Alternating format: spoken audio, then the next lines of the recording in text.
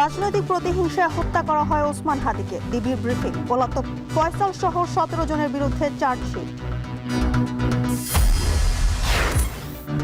অবৈধ অস্ত্রের ব্যবহার ঠেকাতে ভোটের সময় সীমান্ত বন্ধের সিদ্ধান্ত ইসির। নির্বাচনে মনোনয়ন ফিরে পেতে 164 জনের আপিল।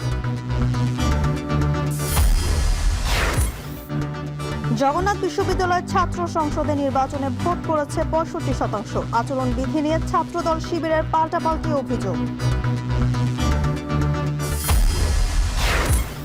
সামাজিক মাধ্যমে উস্কানি ও মব নিয়ন্ত্রণে পদক্ষেপ নেই সরকারের। অভিযোগ দেবপ্রিয়র।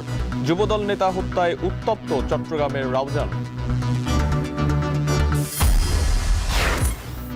ক্রিকেট ইস্যুতে প্রভাব পড়বে না বাংলাদেশ ভারত বাণিজ্যে। দাবি অর্থ উপদেষ্টার। দুদেশের সম্পর্ক আর খারাপ হোক চায় না সরকার।